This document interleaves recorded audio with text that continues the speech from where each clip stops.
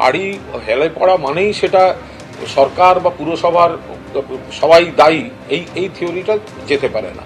কারণ অনেক বেসরকারি যারা রয়েছেন, প্রাইভেট যারা করছেন, তারা কি কোয়ালিটি, কি ভিত তৈরি করছেন, কি করছেন, সেইগুলো তো কি করে নজর রাখার, বাড়ির প্রত্যেকটা বাড়ির প্রত্যেকটি গর্তে কি কাজ হচ্ছে সেটা তো কোনো প্রশাসনের পক্ষে সেভাবে নজরদারি করাটা একটা অবাস্তব ব্যাপার।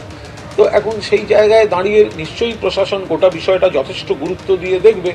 আবার যারা কিনছেন তারাও দয়া করে পুরোতস্তু যাচাই করে সবটা দেখা দেখা বা কেনাটা বুদ্ধিমানের কাজ, যে একটা যাচাই করে নেওয়া, পরে সবটা পুরসভার কর্তৃপক্ষ বা সরকার পক্ষের ঘাড়ে না চাপিয়ে। ফলে যদি কোথাও কোনো হেলে যায়, নিশ্চয়ই কেন হেলছে এগুলো দেখা উচিত, কিন্তু কথায় কথায় পুরো কর্তৃপক্ষ বা সরকার কর্তৃপক্ষ সরকারকে অ্যাটাক করাটাও ঠিক না। যারা এবার বিধাননগর পুরসভায় হেলে পড়ল বহুতল, একের পর এক পুরসভায় বহুতল হেলে পড়া নিয়ে চাঞ্চল্য ছড়িয়ে পড়েছে এবং বারবার প্রশ্ন উঠছে, একেবারে পুরসভার নাকের ডগায় এভাবে বেআইনি নির্মাণ হচ্ছে, তাতেও পুরসভার টনক নড়ছে না।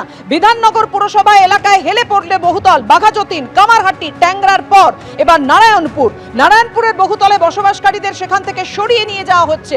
খুব স্বাভাবিকভাবেই বুঝতে পারছেন এলাকাবাসী কতটা আতঙ্কে রয়েছেন। কথা বলবো, আমাদের সঙ্গে সরাসরি রয়েছেন আমাদের প্রতিনিধি সৌভিক মজুমদার। সৌভিক, আমরা ভুলে যাইনি গত বছরের মার্চ মাসে গার্ডেন ব্রিজের ঘটনা, সেখানে অবৈধ যে বহুতলটি নির্মিত হচ্ছিল তাতে 12 জনের মৃত্যু হয়। তারপর একের পর এক বহুতল গজিয়ে ওঠে এই শহরে। পুরসভার যে টনক নড়েনি সেটা এই ঘটনাটি স্পষ্ট।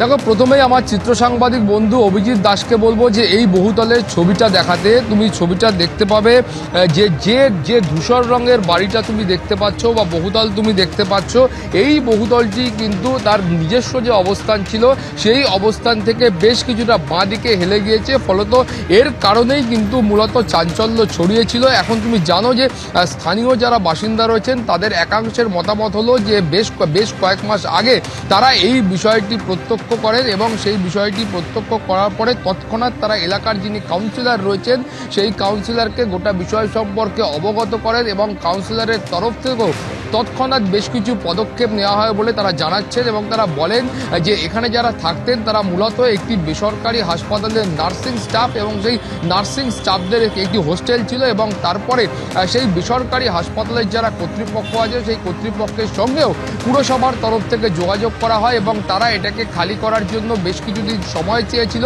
এবং 15 দিনের সময়সীমা দেওয়া হয় এবং 15 দিনের মধ্যে এই যে তুমি বহুতলটি দেখতে পাচ্ছ যেখানে নার্সিং হোস্টেল ছিল সেটা কিন্তু ইতিমধ্যেই খালি করে দেওয়া হয়েছে। এবং তারপরে ইতিমধ্যে আমরা যে বক্তব্য এলাকার বিধায়কের কাছ থেকে পেয়েছি বা কাউন্সিলরের কাছ থেকে পেয়েছি সেখান থেকে দেখা যাচ্ছে যে ছবিতেই দেখা যাচ্ছে বহুতলটি কিভাবে হেলে পড়েছে, একেবারে গোড়াতেই গলদ, পুরসভার নজরদারির অভাব। কি বলছেন কুণাল ঘোষ, দেখুন।